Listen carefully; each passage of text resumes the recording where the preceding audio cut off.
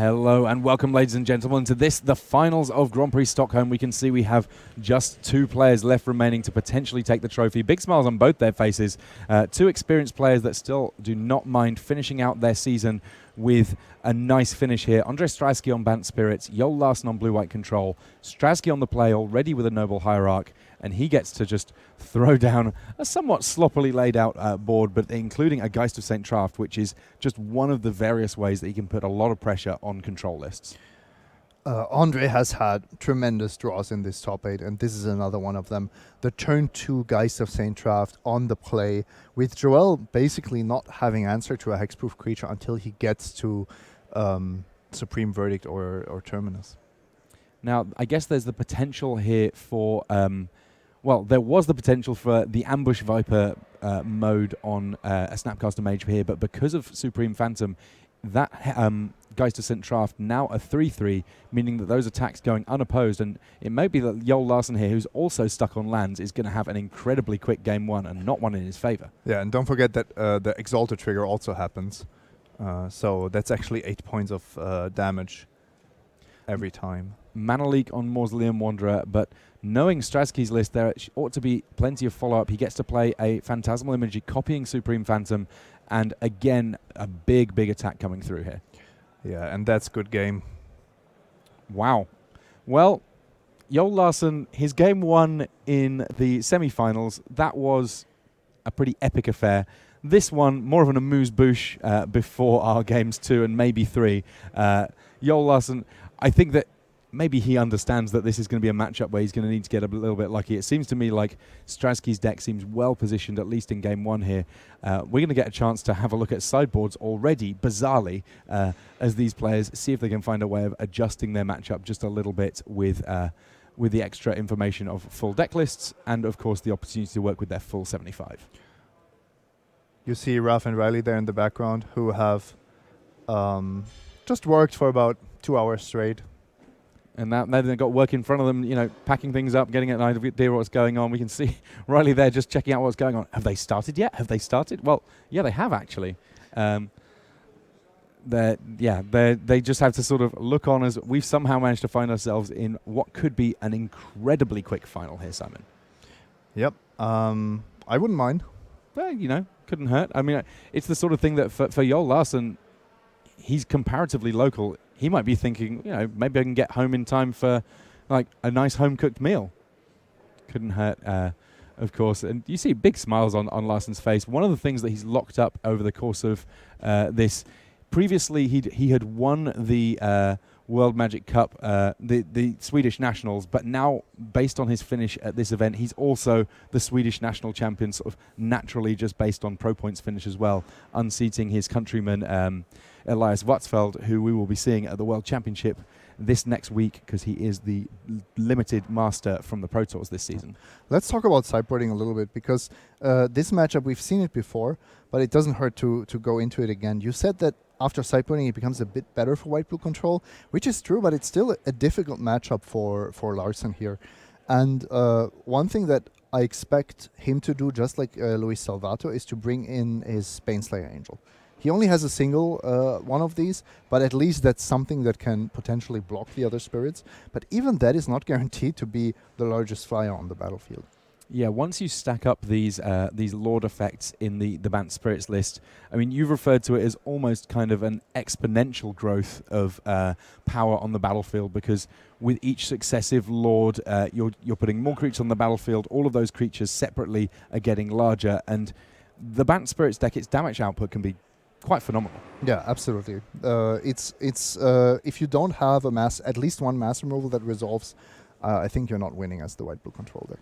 And as the Bant Spirits list, this is a list designed to be able to, what would normally be considered to be overextending, without necessarily needing to be as worried. It has the likes of counter magic, it has selfless spirit, it has a variety of ways of making sure that what might seem like a safe bit of removal against any other big creature deck in the format simply could not be good enough. So we're going to have a look at the final standings here, just so you can get a sense of where things finished. This is the final standings in the Swiss portion of the tournament. So Andre Straski, having run off a phenomenal number of wins in a row, ended up finishing second seed. That's the reason that he ended up going first here in this matchup against Joel Larsson. He finished on 39 points compared to Larsson's 8. Bad luck to Ivan Floch, who finished just outside the top 8 on 37 points. He just missed out on platinum as a result. If he had either been able to get additional wins somewhere in there in order to get the points that way, or indeed by making top 8, he could have found himself with that juicy platinum status going into the next season. Yep. Very unfortunate. And we have obviously a lot of talent in the room here when it comes to Modern. And one of the interesting things is that in some respects, this Modern format here, it's kind of been the last hurrah, I suppose, for Modern before we see the addition of Guilds of Ravnica. And with Guilds of Ravnica, we know there's going to be at least one card that has the potential to really shake up what's going to be going on in this Modern format. Yep, Assassin's Trophy. Assassin's Trophy, the 2-mana instant that can remove any permanent, including lands. Yes, it has the kind of Path to Exile-esque ability tacked onto it, but there are plenty of occasions over the course of this tournament that being able to instant speed for 2 mana deal with either a big scary creature or a planeswalker or a key artifact or a key enchantment, that flexibility would have been absolutely colossal, and I'm sure we will see that card played quite a bit in Modern once we hit Guilds of Ravnica, which is not far off. If you're looking for a pre-release, end of the month, and you will be laughing. But here we are, for now, these players having to work with what they've got, and what they've got is, well, blue, white, and in the case of Andrei Stratsky, green cards, and Stratsky on the draw here. Let's see if he can string together something quite as impressive as he had in Game 1. At least this time round, Joel Larsson has some white mana.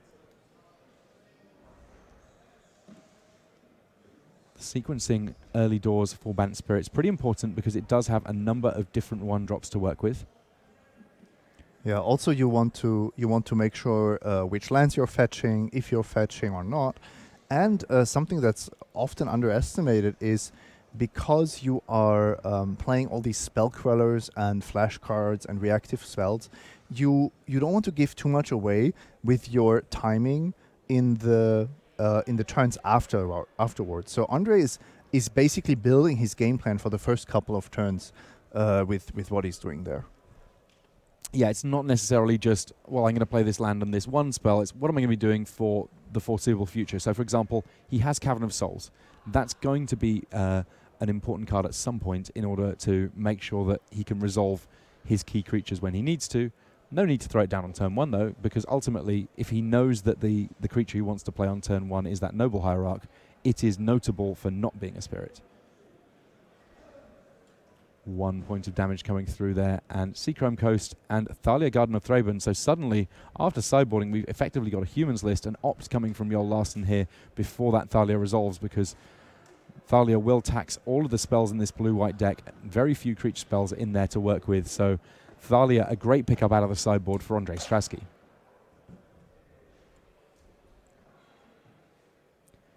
Two mana for a Path to Exile. Joel Larsson, yes, he has to pay extra for it. I don't think he's going to mind too much, though, because that's a threat that he really did need to get off the battlefield just as soon as he possibly could. Yeah, he can't really operate under Thalia, apart from the fact that she's also going to deal damage. The reason why you see Joel play that in his main phase is that he doesn't want to expose Path to Exile to a Spell Queller. Yeah, Spell Queller, definitely the sort of card that can really mess with plans. And I feel like it's one of the perfect illustrations of the notion of being a tempo deck. While it can stop a spell, it will only stop a spell for as long as it stays in play, and there have been a number of occasions over the course of the weekend where we've seen Spell Queller either played just to stop a very small, cheap, simple little spell, or indeed simply as a flash flyer, rather than have it stop the key crux card of an entire deck, just because at least that way round, if it does then die, you're not going to find yourself still facing down a Jace, for example.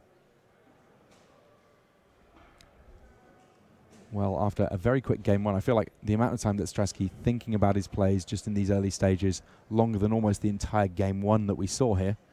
Yeah, in game 1, he had a very obvious game plan, and his draw was so good that he didn't really have to invest a lot of time thinking. And it's a tricky deck. You have actually quite a lot of options with your Spell Quellers, your Collected Companies, your Spirits.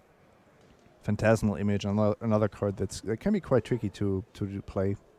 I'm not surprised to see Andrei Stradsky really getting a lot out of playing this Bant Spirits deck, though, because for a long while the deck that he was kind of stuck on when it came to Modern was Merfolk, and Merfolk actually sums up quite a lot of the same sort of ethos that we see from Bant Spirits. It's got a bunch of creatures, a lot of Lord effects, and then some meaningful disruption. And it just kind of works out that this iteration of Bant Spirits, it follows a lot of that ethos, even if it's doing it with almost entirely different cards. And one thing I really like here by Andre is he has been holding back a Cavern of Souls.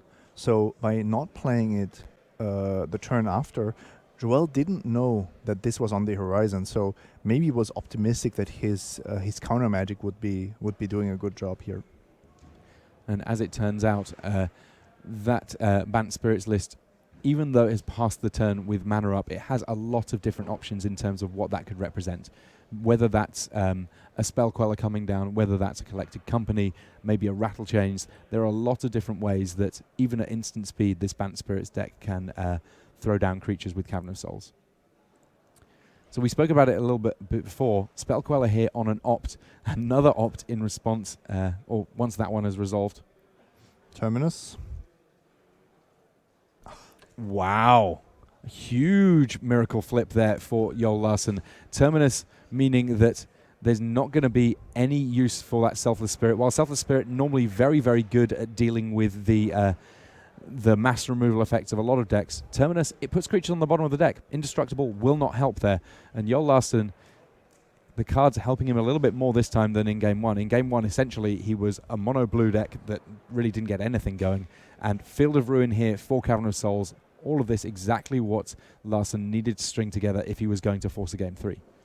Yeah, really nice sequence there. He had one opt countered, but then the second one, scry to the bottom, found the Terminus just in time. And when it's the scry to the bottom Terminus, I'm sure that got a wry little smile at Andrei Stradsky. He recognizes that was a little bit of fortunate turn up for the books when it came for what Joel Larsson was drawing. But you know what? You put the card in your deck to draw it, and there's a full 4 copies, so sooner or later you will find Terminus. I guess also noteworthy, the blue-white control list, it doesn't have lots of ways of drawing a lot of cards in a single turn necessarily, meaning that if you're going to draw into Terminus, you're probably going to be able to miracle it a fair proportion of the time. Drogskull Captain coming along. It's a Lord that can make sure that your other spirits are safe, but right now it looks like it's going to get hit by a Logic Knot. Enough cards in the graveyard that Joel Larsson can make sure that it's not going to be able to be stopped. But the follow-up, Thalia, again, this could be kind of a problem for Joel. Right now, I think it's okay to be facing a Thalia. It's not the very beginning of the game. There are already 3 opts in the graveyard. I think Joel is fine with paying the Thalia tax for the upcoming turns. So Search for Escanter came right down after a Logic Knot. That means that there's going to be more sort of pseudo scries for the search before it changes, and another Terminus coming along here for Joel Larsson. Yeah, and that is absolute gas. Yeah, I mean, the fact that each of these Terminuses is only representing a sort of 2-for-1 is, or I guess the first one, a 3-for-1, is smaller than maybe you would get from them on many occasions, but I don't think that Joel Larsson can afford to be too picky here. No, that's not actually a choice. Even if there is just one creature in play, you often want to miracle it. Here, getting 3 and 2 is actually perfect. So now that there's a Rattle Chains in play, it does mean that Andrei Stradsky's deck can operate almost entirely at instant speed here, and that means that he can keep his creatures comparatively safe from a lot of mass removal. Of course, nothing to stop a Terminus getting miracled in Andrei's turn, assuming that Joel has a way of drawing a card. This is 3 points of damage, which is not quite enough. And Joel is actually preparing those cryptic commands. So he will have to decide when to start fogging, tapping Andrei's creatures and drawing a card. You see that he's already entered that phase, also guaranteeing a flip of Ascanta if he wants that. Now, it does appear that Andrei Stradsky, in terms of instant speed interaction, it's not just that he can play spirits at instant speed, as he does here with Drogskull Captain. At some point, we may also see a Collected Company from him. Yeah, and we might actually see that in response to a cryptic command. Oh, Wow. That is a lot of copies of Terminus already used by Joel Larsen. The third one coming within the first, 15 cards or so? This has been a very unusual draw that we've seen from Joel Larsen. But in spite of all of this, it seems like Stratsky has been able to get a few things going. That seemed to me like maybe a little bit of a premature scoop from Stratsky. I don't think so. There was a flipped Search for Escanta on the battlefield. 3 Terminus had taken out your stuff, and then a Dispel on your collected company. So he was running on empty, and Joel Larsen would have been just picking the premium cards of his deck from now on. Well, these players, they will be going on to Game 3, and again, they're going to get to look at their sideboard, see if they want to make any little adjustments. We saw Geist of Sintrath doing a little bit of work in one of the games here. Also, the potential for the likes of Unified Will. We, of course, saw Thalia, maybe even a Gadok Teague somewhere in the mix for Andrei Stratsky. Yes, I think what you bring in here is Disdainful Stroke against Terminus, most importantly. Also counters Jace and Teferi. Gadok Teague, premium card against mass removal. Then Geist of Saint Traft and the 2 Thalias. And Unified Will, of course, as well. That's just a hard counter in this matchup. So the question is, what can you afford to take out? Yeah, 7 cards, a lot to take out. Path to Exile, if you think that there's not going to be creatures brought in by Joel, might seem like one of the easy things to cut, but there's still 3 more cards to shave off somewhere in there. Yeah, I don't know how important these phantasmal images are, for example. If your main plan is the like flashing in creatures and preventing Terminus from happening, then you won't always have something to copy. Mausoleum Wanderer can also be a liability. All right, well, let's have a look at the other side of things, at Joel Larsen's blue-white control here.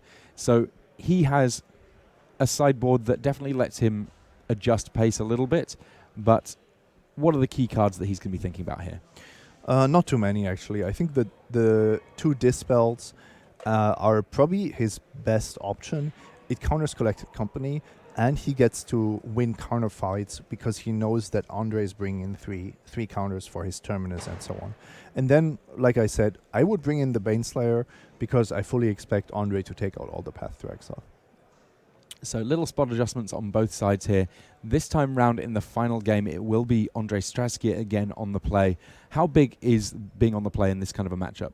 It's pretty big. The chance to just land, especially an early Geist of Saint Traft, to me is the biggest advantage. And of course, you have this mana advantage to maybe counter a Terminus before Joel can cast a Negate or a big Logic Knot. So definitely advantage to Andre. I think his matchup is favored. He is on the play.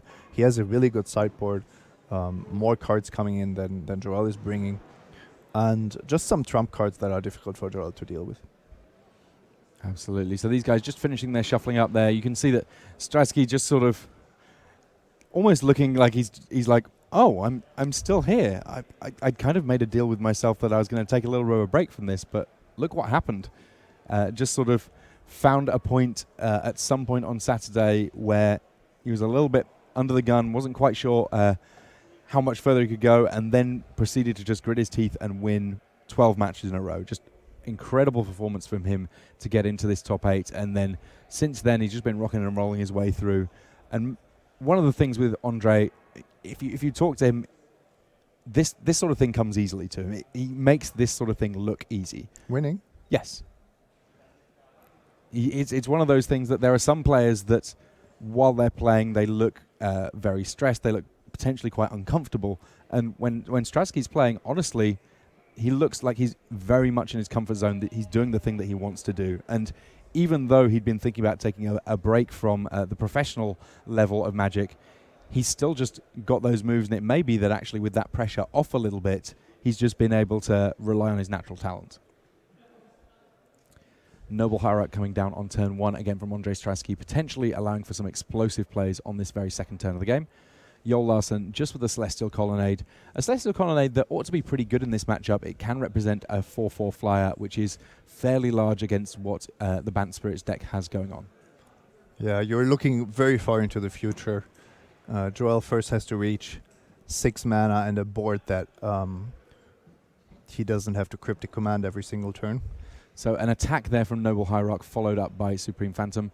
And now the first play from Joel Larsen. He's going to be setting up for that late game, hopefully with Search for Azcanta. Meanwhile, the First Lord already in play. Let's see whether or not Straczky can build his board a little bit wider. Looks like he's going to make the most of the fact that Joel Larsen tapped out. Cast a Collected Company, 6 card off the top. He's looking for creatures. The first 2 cards that he saw were Collected Company. Then there was an Ether Vial. Fortunately, the latter half of these 6 cards looking a little bit better for him. Yeah, this developed quite nicely, in fact. He is still... Well, he's not safe from Terminus. Nobody's ever safe from Terminus, but this is a great hit of Collected Company. He just now needs to fade Terminus for a few turns. So this an attack for 3 between the pump of Supreme Phantom and the Exalted Trigger of the Noble Hierarch. And this turn, at least, Joel Larsen does not have Terminus, but he's going to have to find it very quickly indeed, because Geist Descent Draft, 2 Supreme Phantoms. These guys can do some serious attacking. Yeah, that's a 4/4 Geist, so 8 points of damage, and each Phantom adds 2, so that's 12 points of damage. And Joel Larsen on just 16. It has to be something big here. Now, Search for Azcanta also playing kind of nicely with the draw step when it comes to finding Terminus. If all you're looking for is Terminus, then you can just look at that top card.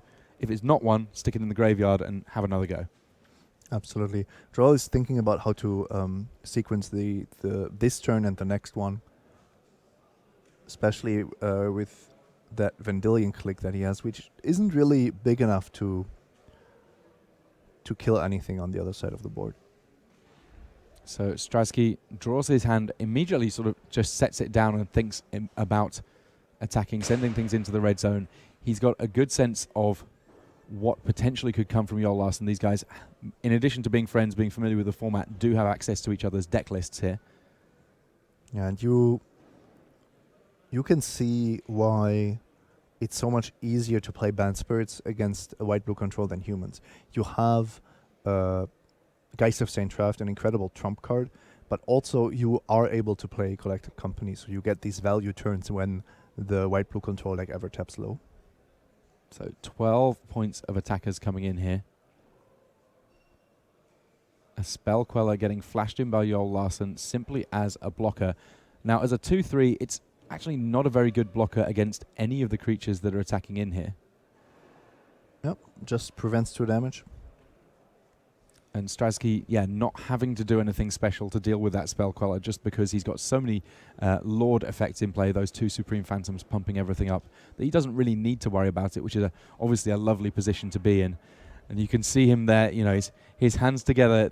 He can feel that it's close. He just needs to fade one more turn, and he could potentially find himself here being the GP Stockholm champion. Yeah, and Joel was maybe planning to cast a Vendilion click to get himself that extra draw step, but I think it's all too late. This is an end-of-turn Spell Queller from Andrei Straczky just to build up his board, give him that many more attackers. Going to force some kind of a response from Joel Larsen here. How much can there even be from Larsen? Just the handshake. We have our champion, Andrei Straczky. His deck turned out to be a great one for this format, where there are a lot of the pros on blue-white control.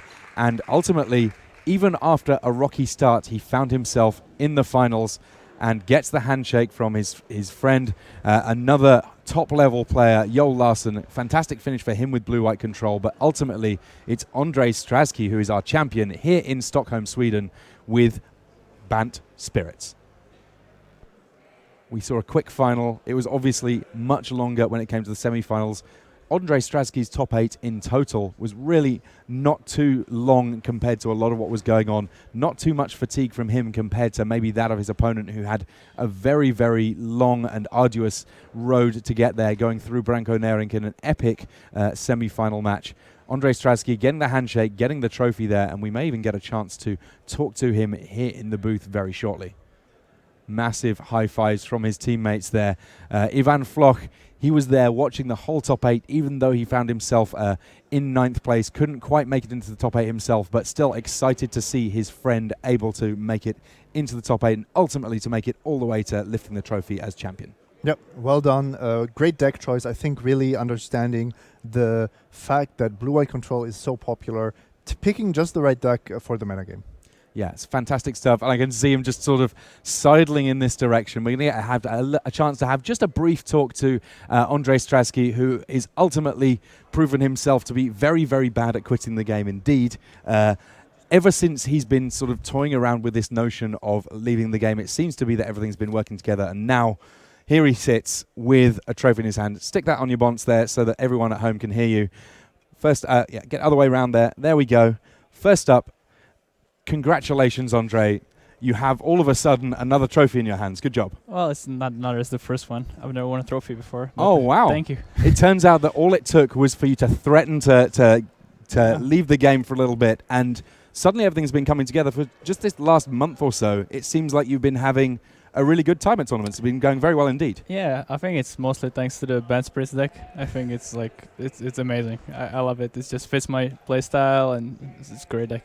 Yeah, it's something we were remarking about a little bit in the finals, actually, because for a long while you were on Merfolk as being kind of the deck that you like to play, and to me it seems like there's a few little similarities there. Yeah, very much so. Like, Mouse and Wonder, I think it's the best card in the deck, and it's very similar to Curse Catcher, but a bit better. So yeah, I like Spirits. I was on Humans before the printing of the New Lord, but that just pushed Spirits over the top, and I think it's probably the best deck in Modern right now. Yeah, it seemed to me like this top 8, it was almost meant to be in terms of the way things worked out for you. I mean, going into your quarterfinals match, obviously for Luis Salvato, that was a very high-pressure match for him for a number of reasons, above and beyond anything to do with the fact that he was facing off against you. But, I mean, it was hot knife through butter in the quarterfinals, and then blue-white again in the finals. That must have felt pretty good knowing how your matchup had gone earlier on. Yeah, I think the matchup is slightly favorable. It's really hard, especially against great players like Luis and Joel. But my draws were just like amazing. In the finals, like game 1, I just turned 2 guys they obviously almost can't beat, and game 3 you saw is just perfect draw. Yeah, absolutely. Now, talk us through a little bit about the early stage in your tournament, because by sort of midway through round 6, things were not looking so good. Yeah, so I started by losing the first 2. Then I was playing against Mono Red, Burn, and I lost the first game. And then game 2, I was mulliganing to 4. And I'm like thinking, okay, so do I play side events? Do I just go back to the hotel and sleep? And then I kept my opening hand. It was one lander with Horizon Canopy, which is not great against Burn. No. But I got incredibly lucky. My opponent had to top deck a Burn spell in the last draw. I didn't get there, and then I just kept winning. And I didn't stop. Literally did not stop winning until the point that you picked up the trophy. Technically, your winning streak's still going on, and we'll, of course, get a chance to find out exactly how far it goes. Congratulations, you've got your trophy. You're still in the game. Good job. Our winner from Grand Prix Stockholm, Andrzej Straski. Thank you to everyone.